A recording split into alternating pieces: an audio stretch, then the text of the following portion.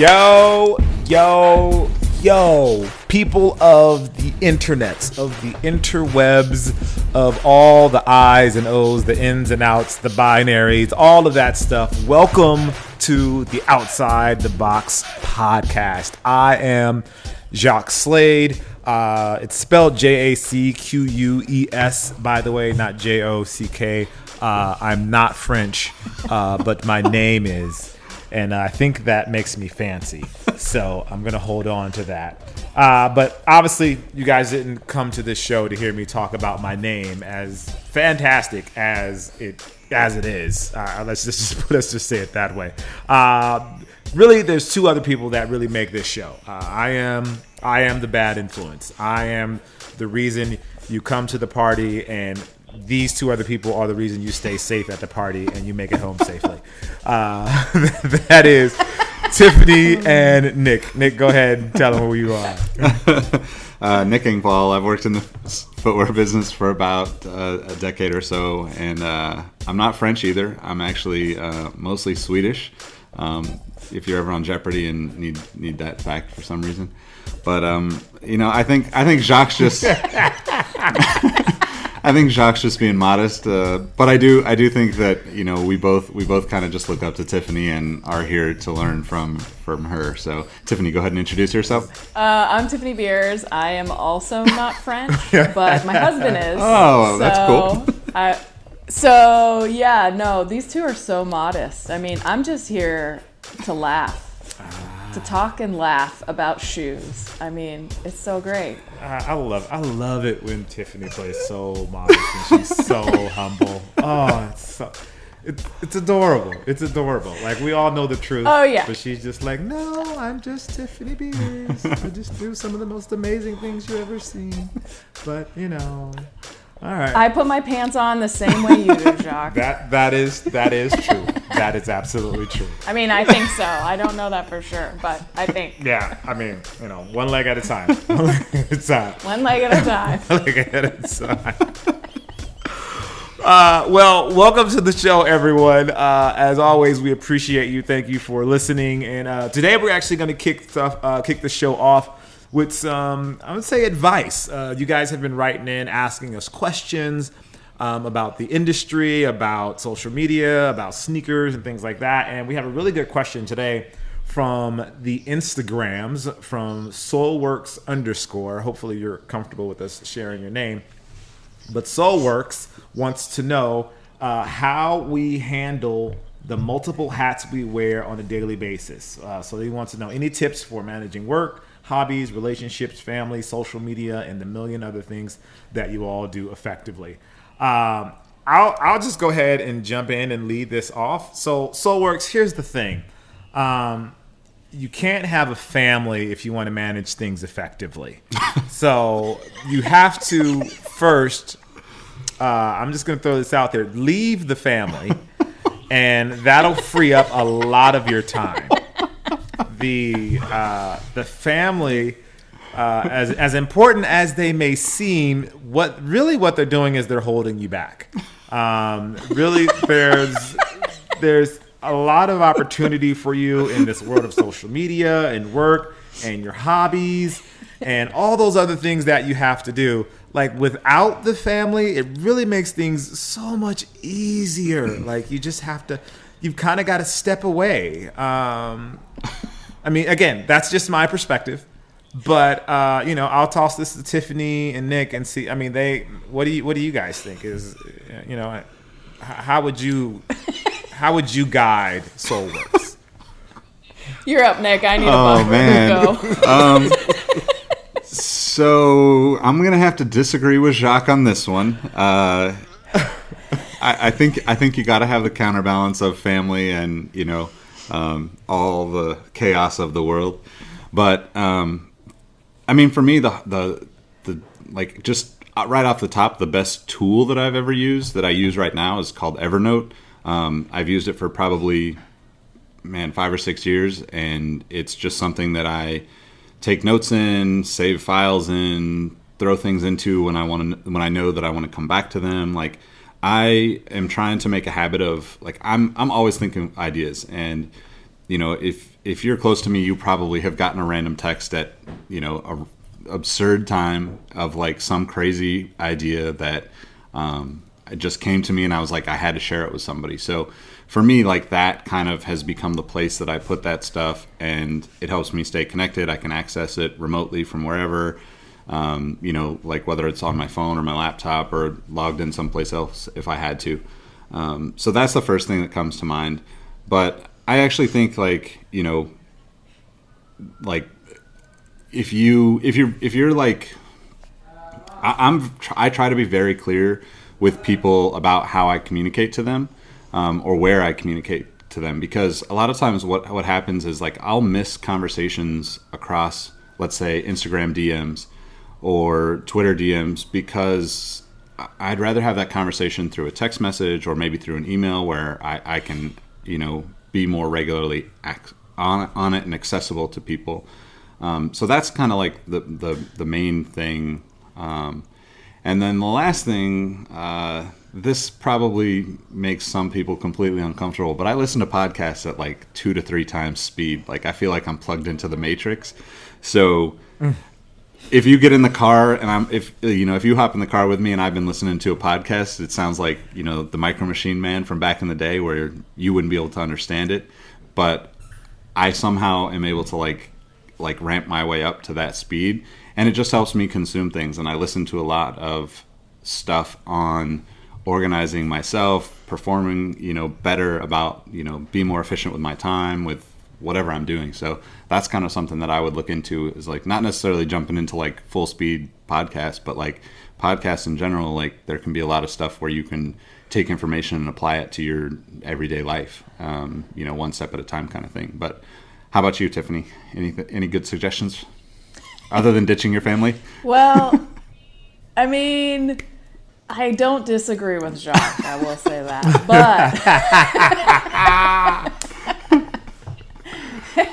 But I have kind of a low-maintenance family. I just have a dog and a husband. I don't have little ones or anything like that. I'm sure my perspective would be much different had I did. But, right. I guess I just try and do the best I can every day, balancing wearing all these different hats, if I use that analogy correctly. I don't really like hats, so I sort of feel like I kind of feel like I'm not doing a good job at it, but after a while you just start to do the best you can, right? And some days you get some and some days you don't. Like, look at my studio.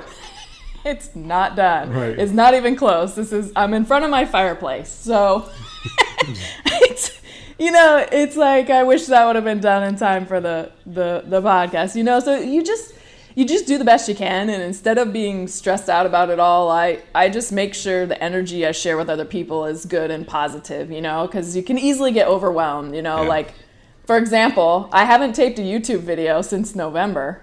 I haven't posted, and believe me, I think every single day I am losing viewers, I am losing building my brand and all that stuff, but at the same time, I don't have the mind space, so when I come back, it'll be great. But you know what? I'm taking a break for now. So, I just try and do the best I can and try and include my family as much as I can, which is different than Jacques. I also tried listening. I tried to listen to podcasts because Nick said he listens to them at like 2 times speed or 5 times speed, whatever. I tried. I could not go more than 1 1/4. I was just like, what are they saying? I'm so far behind. I'm stuck on the words. I was lost. So I don't recommend moving up fast on the podcast. But it is a good way to absorb information and get some learning and knowledge in there. So I do like that. So it's all about perspective and how you go. I mean, Jacques, you do wear a lot of hats. I mean, you're so crazy busy, man. I don't know if you can tell us any other tips. I mean, the family one was great, but all right. In all seriousness, I think it really comes down to really managing your time and making sure you take time away. I think a lot of time we put a lot of focus on making sure we're available all the time for like those extracurricular things, for the social media, or for making sure we're on, you know, our hobbies and all those things. What it really comes down to for me is I try my best to schedule things out. I don't always stay true to that schedule, and I rarely stay true to that schedule, to be honest. But the fact that I have one set up in my head, and I'm pushing towards getting that, that's where I earn the small wins every day. Yeah. So, you know, for me, social media is my job. So I'm on social media a lot, but I also know that sometimes I get on social media and I start messing around and just reading and looking at all sorts of things that have nothing to do with literally what I'm doing. And I have to catch myself and kind of pull myself back and being like, hey, stop just scrolling through Instagram. Why are you scrolling through Instagram? There's nothing here for you. Find something productive to do. And it's a matter of really self-managing yourself and finding the time to make sure you can step away. We don't have to be on social media all the time, although it seems like that, and it seems like everyone's always connected. Everyone's not always connected. Yeah. So don't worry about stepping away. Don't worry about you weren't signed on for a day. Like, everything's going to be okay. Social media is still going to be there. I think we feel like we need to be there all the time because we always want to comment. We always want to have something to say, or we just want to watch, or we just want to be caught up on things. But you can get caught up later. And usually when you get caught up later, it's probably way more effective as far as the information that you're getting than when you're constantly attached to it. And as far as your hobbies and all those things, again, it's just really making the time. At the end of the day, despite all my jokes at the start, your family is kind of what keeps you grounded and kind of helps you get away and disconnect from all of those things. You kind of treat them as your happy place, your place of peace, your place away, and the place where you can just be free and not stressed and not worry about work and all that stuff. So, you know, I would say definitely make time for them. There's that saying, you know, presence over presence. I mean, you know, I'd rather you be there with your family than you work hard and you can buy them, you know, a Ferrari or a Lamborghini. I think at the end of the day, they'd rather you be there with them. So, you know, at the end of the day, just take the time away and don't feel like you're beholden to those things. The only thing you're beholden to is your family, and everything else will kind of fall into place. Yeah. So, I just want to add like a couple things to that, because you hit on some points that are really important. One thing that I think people, especially when it comes to social media, the information will make its way to you that needs to make it to you. Like, you don't have to know everything in the world that's going on every second of the day. And I think that's a hard thing for people to understand, because we're kind of programmed by social media to stay connected and stay looped in. But that's a part of, you know, what I would say the system of like looping you in and having you spend more time on Facebook or Instagram or Twitter or Reddit or whatever that is for you.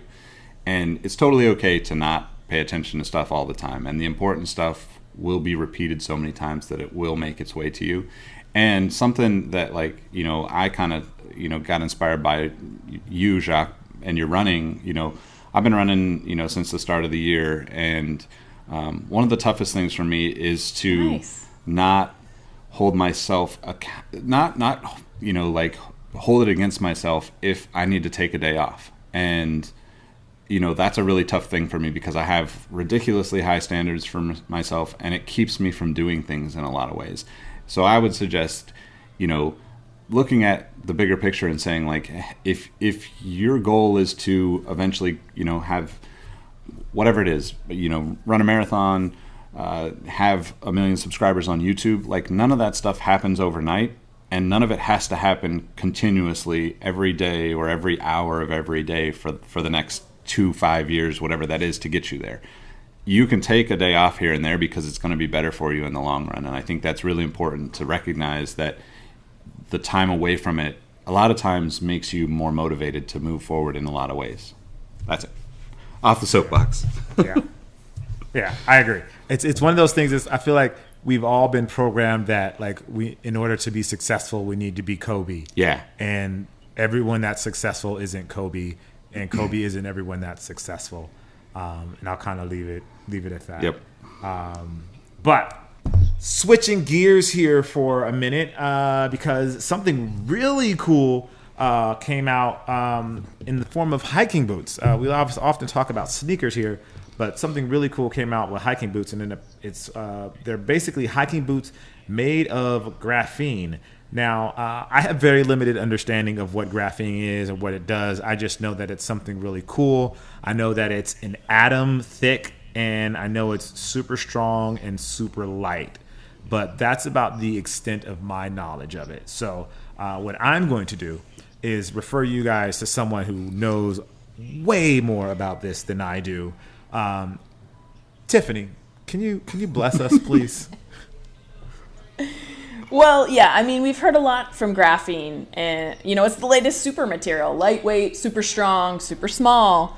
It kind of is one of the dream materials, and it was invented, not super long ago. So in this particular application, right, so it's strong, it's small, it's lightweight. Right. So in this particular application, they put it in boots, right? And so they put it in the rubber to make it super durable and super lightweight. Now, I haven't tried these, and I've been on an environmental kick lately. So to me, I have to ask the question, like, if it makes it 50% more durable, like, will it ever biodegrade? Is it an environmental problem, actually? Or are people actually going to use it for the entire duration that it is? So you kind of, with these super materials, you get both sides. Like, they have great properties, but at the same time, some things that are perceived as great maybe aren't so great for some other things. So my question to you then, Tiffany, is it better to have this material like graphene that obviously makes the shoes lighter and makes them more durable,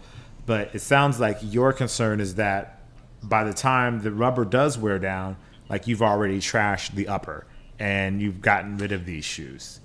Yeah, exactly. Where's the I guess in your mind, where's the balance for that? It takes a lot of study, so in basketball, for example, right, with the Kobe's, they kept going lighter weight, and you got to a point where you got so lightweight that you started to impact durability. So instead of being lightweight, it started to turn into the right weight. Mm-hmm. So I think it's kind of along those lines. Like, you need the right durability for the entire product, so that it all kind of falls apart at the same time, if you will. And so that the consumer knows to, like, get rid of it. Now, it was different with soles of shoes, right? If the rubber wears off, you can get it resoled. You can go to a shoe cobbler. They're still around, and you can get more rubber put on the bottom of your shoe. But if the upper is gone, if the upper has holes, you might be able to do some patching, but I mean, there's blisters come to mind with however you would apply those patches. But when the upper wears out, you're kind of done. There's not much that you can do at that point. So I think it's all about understanding when your upper's going to wear out and when your sole's going to wear out. But clearly, the folks coming out with these graphene boots, I mean, they're just super happy to get graphene into rubber, into shoes, which is don't get me wrong, is a huge advancement in materials. Huge. Okay. So I have a question for you, Tiffany. I can't remember where, but I know that I read that graphene was somehow going to be used in the automotive world. It made me think when you were saying that about, like, the time that it takes to wear down. How does that, well, we obviously don't know exactly, but how does something like carbon fiber wear down? Because that's something I think that, like, our listeners would have a kind of experience with through certain shoes anyway, so they might understand that a little bit better. Yeah, so for carbon fibers, a little bit different. It's still a light, and I'm not a materials expert by any means, so I'm just sharing what I know. There's people that could share a zillion more information on this stuff, and we should have them on the show at some point. Yeah, but, for sure. Like, carbon fiber, it's all about the geometry, but it's a lightweight strength to ratio material. But it's all about geometry. So if you just took basically a molded flat piece of carbon fiber, you could easily, think of fiberglass. It's not that far off of that. It depends on the weave and things like that. But as soon as you crack it, it's done. It's done. It's lost its properties, right? So it's all about maintaining that original strength of it. So in cars, for example, if you have a carbon fiber hood and you get into an accident, that carbon fiber hood is done. It's not going to save you from that accident. The carbon fiber hood is going to make you go faster because it's lightweight. Right. covering. So in carbon used in shoes, so a lot of shank plates or midfoot plates in basketball shoes used to be carbon fiber. Now they're mostly plastics because the plastics are better pricing and you can do more with the shaping and things like that. But some are still carbon fiber. Like on the Air Jordan 29, I worked on that, and that was a carbon fiber plate still. Okay. And it was all about the geometry to get the amount of transition and amount of torsion control, right? So we added curvature into it to get the torsion control in there. But if we would have just put a flat piece of carbon fiber, it wouldn't have worked near as well. Carbon fiber also gives a little bit of energy return, right? But in a car as a hood, or maybe in a bike as a bike frame, you're not really looking for the energy return. You're looking for the lightweight strength so that you can go faster. So it's all about the application of it. Just like this graphene in the shoes, we saw a graphene jacket a few months back, right? Yeah. Actually, Jacques, did you get that I bought jacket? one. No. I got one. What do you think? It's Did awesome. You try it? Yeah, I mean it's absolutely super lightweight, and it's hard to explain, but it feels like you know like those just ridiculously light windbreakers that are almost like rolled up, given away, like almost like poncho like thickness, right? It feels a lot like that, but it stretches, and I mean, I could literally probably, there's no way I could tear it, that I could find a way to do that, but like you can pull on it and the material stretches like quite a bit. But I think, I mean, it obviously, like you both just hyped it up so much, I just got excited and I was like, I need to get this. This is way too cool. But it seems like something that, after buying the jacket and like thinking about how I would like to see it in so many other things, that it's got me excited about it. I've been looking at this kind of stuff coming out, ever since we talked about it. So, were there warming properties about that jacket? Wasn't there something about it would keep you warm? Yeah, it definitely does. It's not. It's hard to say. Obviously, I'm in LA, so I think last night was the coldest night we've had. It dropped down to 40 degrees for the first time. But exactly. So, but I do notice, like, I ran in it a couple times just because I like that it's so flexible and so light. I don't know that like the water resistant properties of it are quite what I was hoping for, because I was running in the rain on those days, but it's definitely intriguing to me after getting it. It makes me just want to see more and like experience more. But I would say that it feels like one of those really lightweight, like entry level windbreaker type things, but then it ends up like being warmer, like something that has a little bit of thickness to it.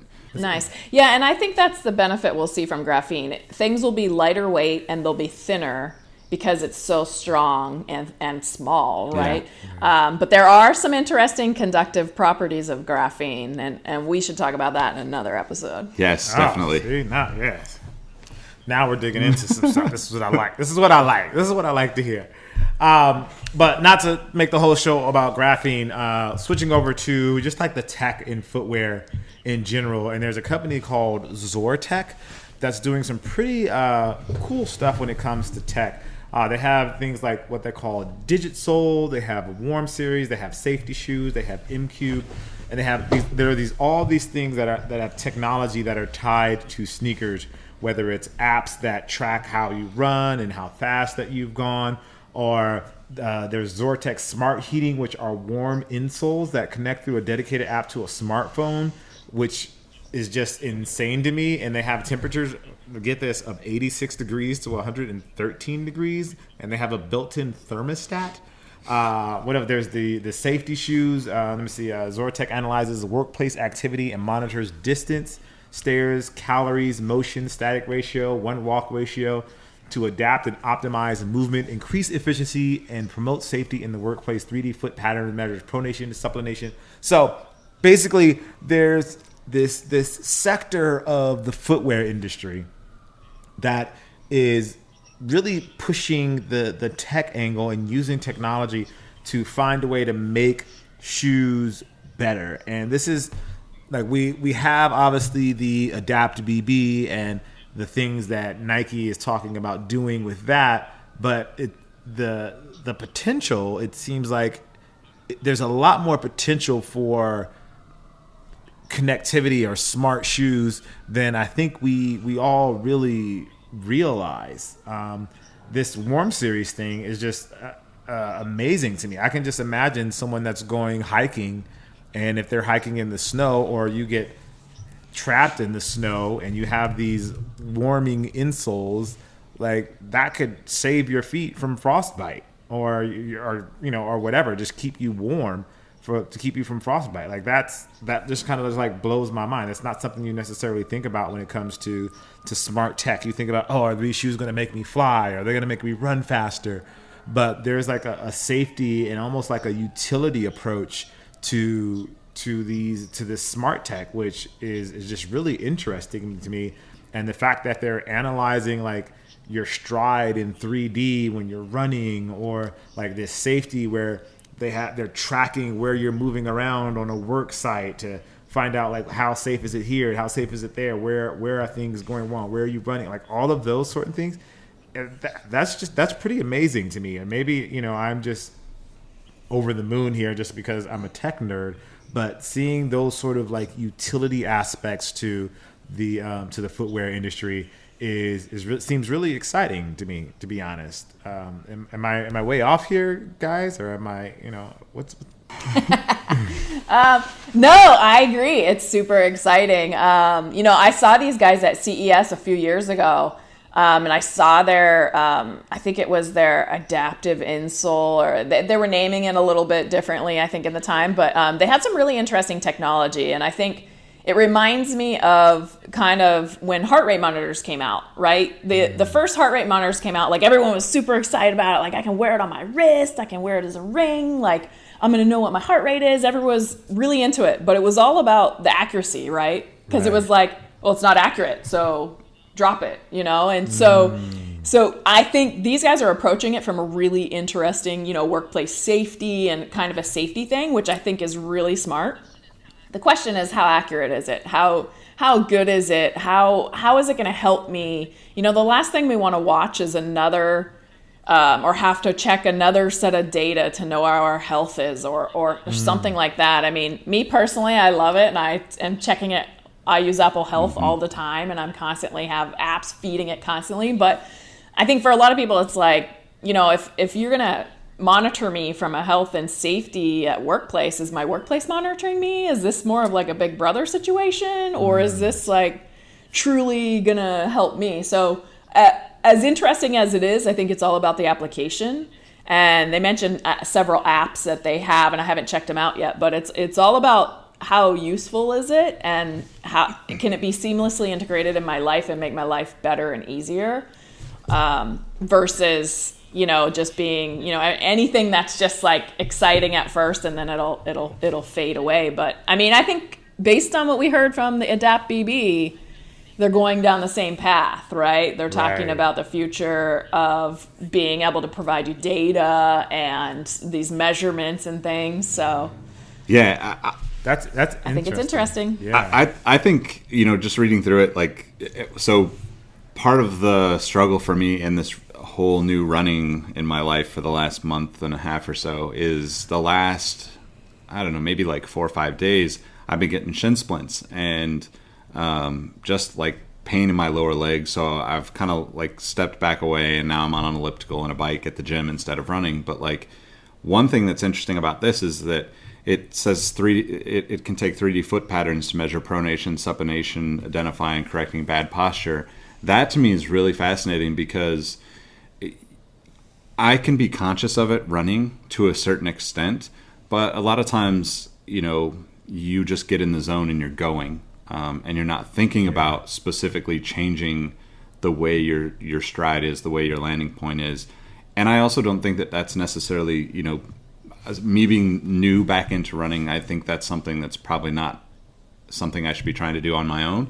But given something like this that could actually help kind of define it when it's happening, when I need to be paying more attention, or if I'm, off and like oh, you've been doing this, or you changed something, and we see that this could potentially be a problem to cause, more pain or more shin splints, down the road.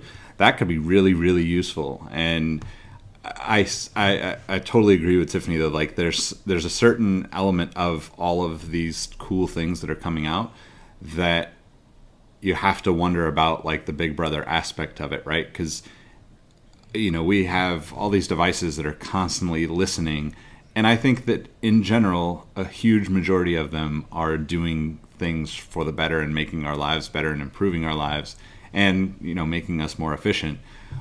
But there's some level of doubt for all of us, at least in my opinion, to whether or not these apps need to have access to everything that we do in life. So what shoes are you wearing, Nick, when you're running? Sorry. Pegasus 35s.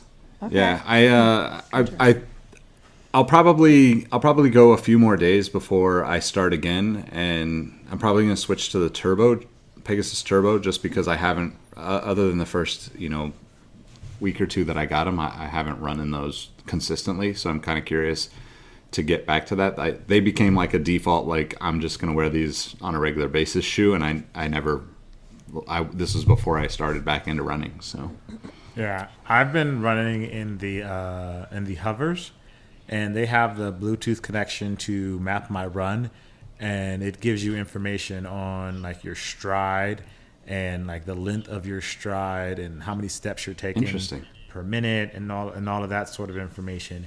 And I've been starting to notice that like in those points where I was tired, how much my stride changes and how many the steps per minute changes. So that's kind of helped me. And also I would say, maybe just try different shoes to see what works best for you. Because, everyone's foot is shaped differently. Everyone's pronation is different. So I would say just kind of, maybe go through a couple of different pairs of shoes and see which one works best for you. And maybe look at one of those apps that helps you like with your running posture, and that could do it as well. I know that's something that helped me. I worked with a coach when I was preparing for the marathon, and I was landing on my heels when I ran, and he coached me through, landing more towards the ball of my foot when I run, and it hurt for a little while at first because my calves were on fire. Yeah. But once I got used to it, definitely made me a more efficient runner. So just something, just putting that out there just in case. Yeah. And for those that are listening that run, there's some opportunities. If you're having shin splints, maybe just try different shoes and all those sorts of things. But yeah, putting that out there. That's interesting because that's like MapMyFitness, right? They've come a long way in providing data and getting more accurate and everything like that.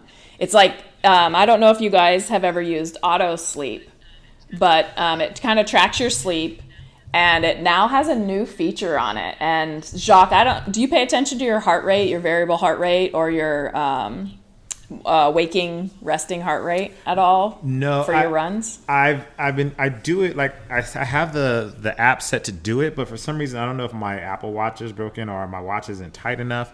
But it never tracks that data. I don't know what I'm doing wrong. Maybe I'm doing something wrong. So I just got it working. It's kind of like Nick. I started running about a month ago again. And so nice. The three of us should go on a run. Hello, podcast on the run. Hello. Short run. Hello. But I started using this app, and it tells you your readiness basically in the morning. So like when you're 5 stars and it's green, you can do more of a workout that day and your body will recover faster. But like if you're red and you have no stars, you shouldn't, don't push it.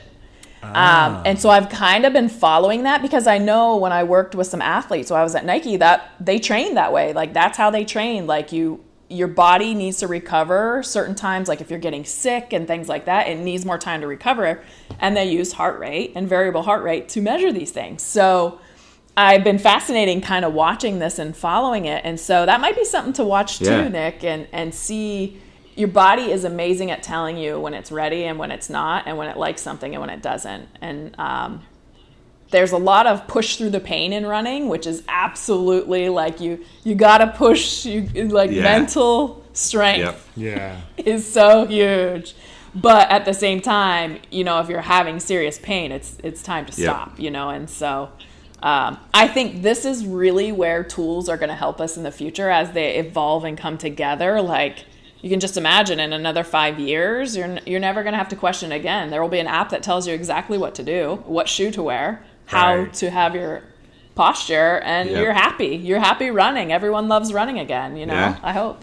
That's amazing. That's amazing. Yeah, maybe I just need to tighten my watch up a little bit. Maybe I wear it too loose, and that's why it doesn't capture it. Or, I don't know, maybe I sweat too much. I don't know what it is. But when I run, it doesn't. It'll capture my heart rate during the day and all of that. But like when I go for a run, like it doesn't seem to be able to capture that. And maybe that's just something's wrong with me. Maybe I don't have a heartbeat. Maybe I'm dead. I don't know. Who knows? You're probably running so fast. Oh yeah, confused. That's what it is. That's what it is. Yes, yeah. But speaking of tech in shoes and technology in general. We've been talking a lot about the Adapt BB, but our friends over at PUMA, they have a little something as well, and theirs is called the PUMA. I'm going to say it's PUMA Phi. It's part of the PUMA Fit Intelligence System, and it's their self-lacing shoes. And they've taken a slightly different approach to it. So their shoe is not going to be available until 2020. Although they're sending it to like technology people to preview it, and actually there's a beta program as well. So if you are tech inclined, there's something for you there. Pricing for the shoes is going to be $330, which is obviously $20 cheaper than the Adapt BB. But these are not slated to come out for another year, and you know it's just barely February of 2019, so these could come out in November of 2020. So that's, you know, you never know. They don't have really a date, so that, you know, leaves a bit of a sour taste in my mouth. It's almost like they're just putting out the samples of these and letting people try out the samples. But there's been a few tech reviews of them online. People have looked at them, and they just operate a little bit differently than the Adapt BB. The engine is actually on top of the shoe. It's on where the laces would go, and the laces it appears that the laces pull into the engine at the top, as opposed to having the laces go over the top of your midfoot and pull down into the engine at the bottom, which is what we have with the HyperAdapt and the Adapt BB. It looks like it uses the BOA system, or something very similar to the BOA system, with the cords that they're using. It doesn't look like traditional laces. These are in all black, which is generally what they do with samples when they don't want people to know what shoes they're using. So that kind of also gives me the feel of a sample. And it has obviously a big box. They charge wirelessly. They have LED lights on the front. The user interaction is a little different. Instead of there being buttons on the shoe, you swipe up and down on I would say a controller. I think that's what you call that, a controller where that houses the engine. And they also have an app as well where you can do some things to tighten the shoes or loosen the shoes. But again, it's not mandated to be on the app. You can do it directly on the shoes as well. So I obviously think, all right, this is cool. This is, you know, all right. I love that people are out here. They're really getting after it. So I'm going to toss this to Tiffany. She is the resident expert in self-lacing technology.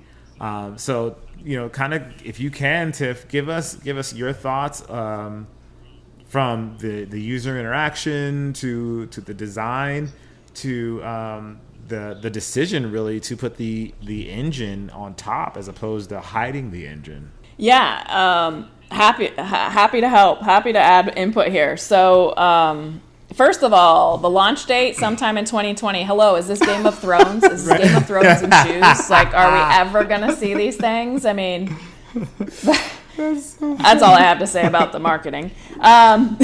You know, I think it's really interesting. I really like the user interface where you pull up, you just swipe up on it, and you swipe down. I am concerned, like, I think that could be a really cool interface. I am concerned, though, like, it does say for lightweight running, so light running and gym kind of training workouts. So I think the big difference you're going to find between the Adapt BB and this is the Adapt BB seems pretty serious performance, where this is like a light touch into performance, maybe even lighter than their last version, which also came out around the time the HyperAdapt did. So I think it's fascinating that they're kind of matching on some level what Nike's doing. I think from an engineering perspective, being on the top, although I think it looks a little bit odd, but it's getting better. The visual's getting better. Mm-hmm. It is shorter to pull the laces, right? From underneath the foot, you have to pull them further under kind of where the lacing system would go, right? So I think they are saving some space in their mechanism or motor because they are on top of the shoe, but I doubt they're getting probably as good of a fit, although until I try them, I'm not exactly sure. I think the BOA lacing on it can be very effective. It can also be very painful. With a motorized system, you usually can go a little tighter than you can with laces or than you would with laces. So with the thin cable, without enough padding, that could definitely be a concern. And it looks like it's a mesh upper. So I'm curious of what kind of reinforcement in there. Wireless charging, it better be. I mean, at this day and age, it definitely should be. I didn't notice they talked about battery life or anything, though. I'd be curious to understand what that is and if they're doing any kind of auto adjustment or auto adapting of any sort. I would think they'd be kind of going after that. Price point, I'm not surprised. If I was them, I probably would have put it, no matter what, less than Nike's, even if I couldn't make it for that, just to, it's a year and a half to launch. A lot of things can change. So, I think it's interesting. I'm glad they're out there. I don't think it's a serious competitor yet, though. But they do have the backing of the MIT program, right? And how they're working with the design lab there. I think that would create some serious horsepower behind whatever PUMA is doing. Yeah, I think it's awesome. I mean, I'm a fan of, the PUMA disc system. Like, I just always love that kind of weird stuff. So that's been around for a long time, and this just looks like a new version of it that's, updated and obviously, automated. And I think that, having the system on the top of the shoe just feels like there's a connection to their, previously released disc system shoes. And my, my thought is like, that's probably good for their marketing team, to be able to kind of connect those dots. I do think it's super weird that they're sending it out and letting it, go out so early when the shoe's not going to be ready for another year plus. It does look like they have batteries underneath the insole, which, and it comes with like an extra charger, so you can have extra batteries, which is kind of interesting, but still, from a, like just normal use, like the idea of like having to stop and take your shoe off to put a new battery in is kind of weird. But maybe something that all of us are going to be doing in the future. It's just, as these kind of technologies push forward.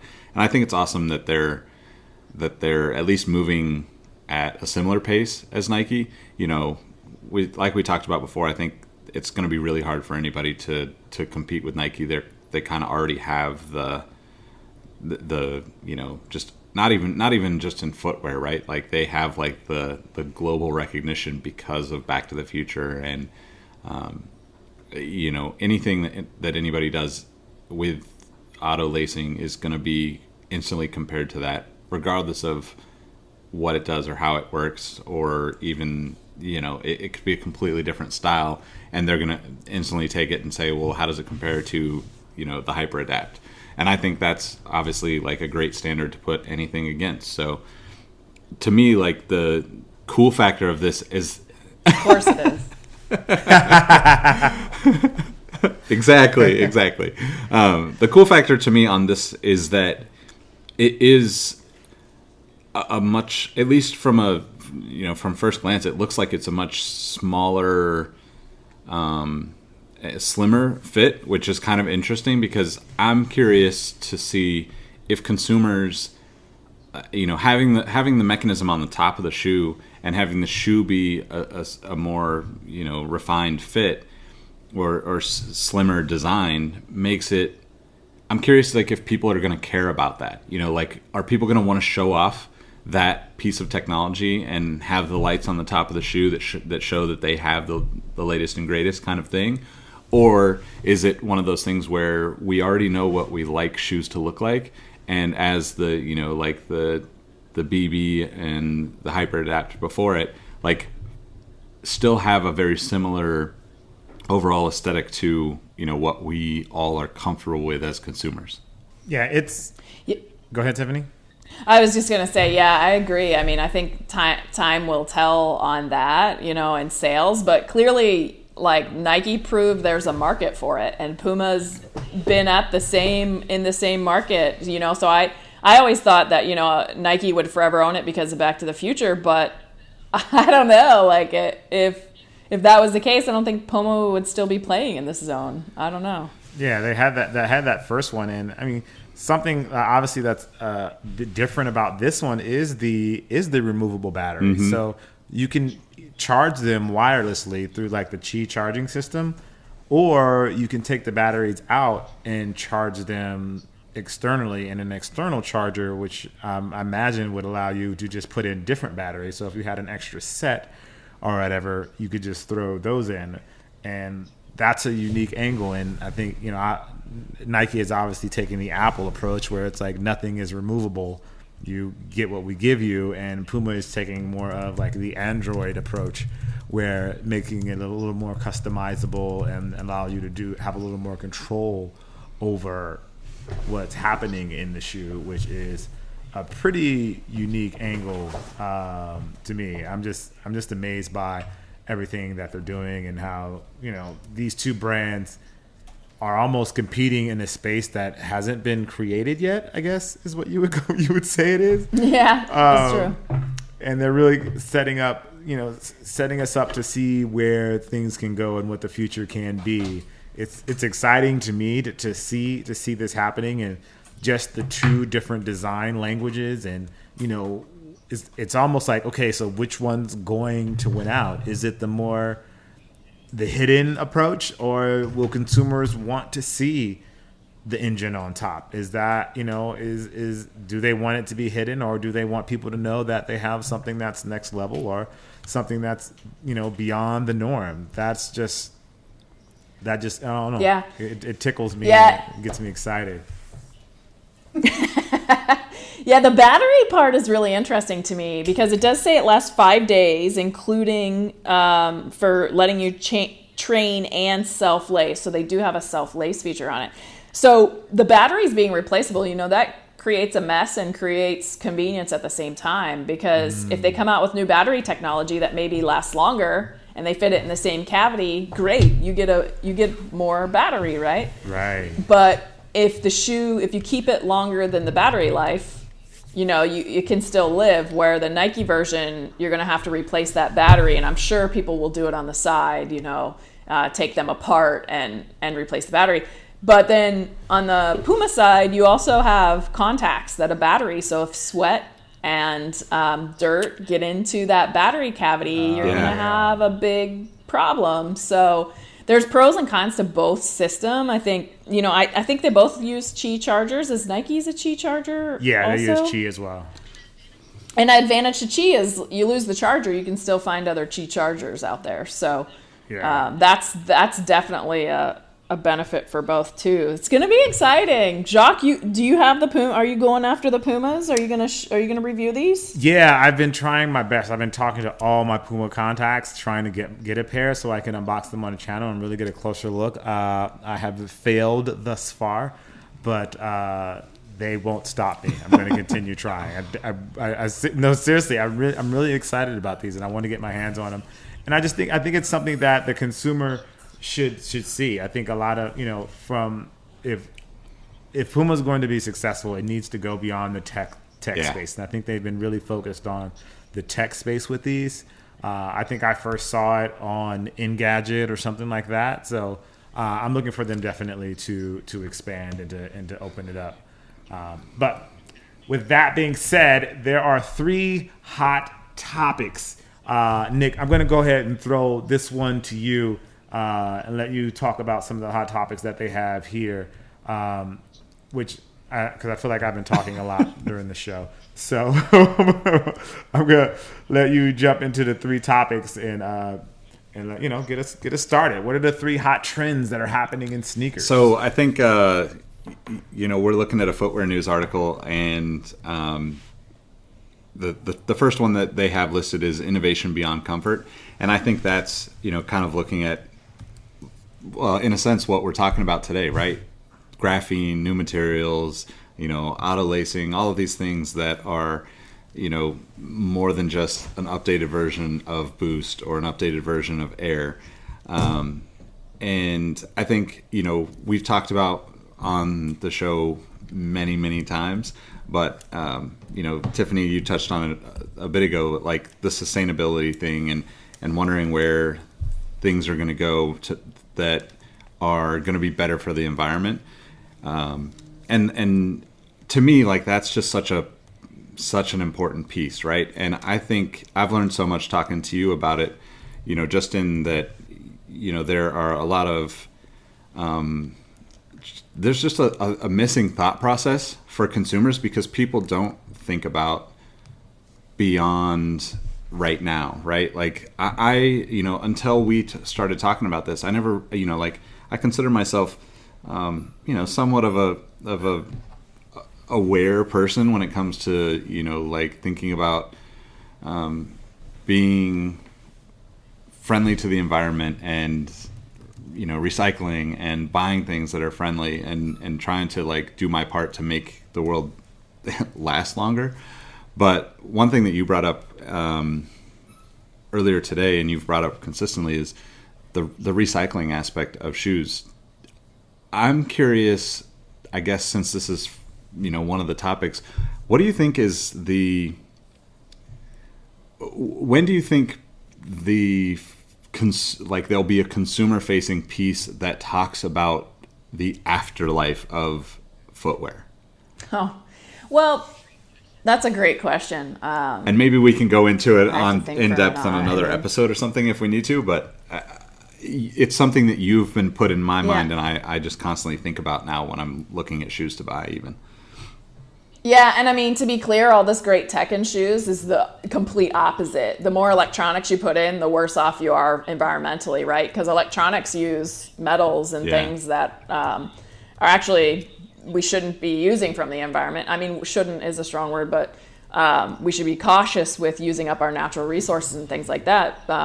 So, I mean, I think it's becoming more and more aware. And I think until a footwear brand does it really, really well, which I think Allbirds gained all that attention, and Allbirds is at the forefront of shoes, and they're such a tiny, small brand. Right. And they do casual wear shoes, but they told a really good story. And it's on the front end, and now it's on the back end. They're talking about recycling more. So until a brand does it really, really well, and I kind of expect them to do it, I think it'll always be in the back of people's minds. The same thing about when cans started to be recycled. Mm-hmm. You could take your cans in and you got money for them. It wasn't that you were recycling. The reason that people brought their cans, it was because they got money. It was because they got money. It's not. Unfortunately, we're not motivated by saving the environment because we don't directly see the impacts necessarily. All the time. So in the shoe world, unless you roll past a landfill and you see shoes all over the place, I mean, I don't think you're going to think twice about your shoes. Yeah. And a lot of people, they just shove off all their shoes to Goodwill, even the bad ones, and then Goodwill has to deal with it and figure out, can we clean these up or not? So I think it's a complicated topic that the more we talk about it and the more other people talk about it, it will get resolved faster. So I'm glad you guys enjoy it because I do plan to keep talking about it. Me too. Yeah, and I think this is something that we can actually dig into a lot more. But audience, unfortunately, we've come up against our time for the show today. So we're going to table this one for today, because we definitely we want to talk about this a lot more. We want to talk about the innovation that goes beyond just comfort. We want to talk about sustainability, which is obviously a big thing when it comes to sneakers and just with everything in general. This is a conversation that can go beyond sneakers. And also, we just want to talk to you about your loyalty to brands and how does your brand loyalty affect your buying decisions and things like that, because I know it affects mine. And it influences me in a way that, I'm not necessarily comfortable with. But I know it's something that I need to deal with on my own, and I'd love to hear from the audience as well. But again, we'll push all that to next week. So make sure you guys come back next week, because we definitely want to dig into this, and we definitely want to hear from you guys about it as well. I am Jacques Slade. This is what we call the Outside the Box podcast. You can find us at Outside Pods all over the internets. That's on Twitter, Instagram. We're not on TikTok yet, but we're working. We're going to find a young teenager to let us know exactly what TikTok is first, so we have a better understanding. We're not on Snapchat either, just because we're obviously not cool enough to be on Snapchat, but we're working on that. We're working on our cool points, people. You can find me at Cousteau all over the internet. That's Kustoo. But as always, that would be a total waste of your time. Really, if you want to follow some insightful, thoughtful, genuinely super smart, intelligent, and great people, make sure you follow Nick and Tiffany. Nick, tell them where they can find you. You can find me at Nick Engvall, NickEngvall on all platforms, and also at Sneaker History on all platforms. But I digress. I'm really just here to learn from Tiffany, and I'm looking forward to next week's episode. So, Tiffany, go ahead and let them know how they can find you. Tiffany Beers on all of the internets, Instagram, YouTube, Pinterest, Poshmark, everywhere where Jacques is, you'll find me. Just kidding. I'm not on Tinder. You don't know what you're missing, Tiffany. You don't know what you're missing. Look, people. We started this show with relationship and advice about, jobs and, being focused on your future. That's kind of what we do here. So feel free to send us your requests, your questions. We're here to make your life better. So again, leave your family. Anyway, as always, guys, we appreciate you listening.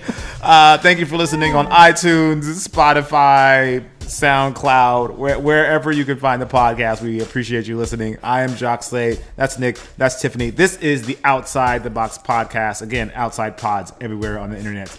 We appreciate you guys, and we'll see you soon. Peace.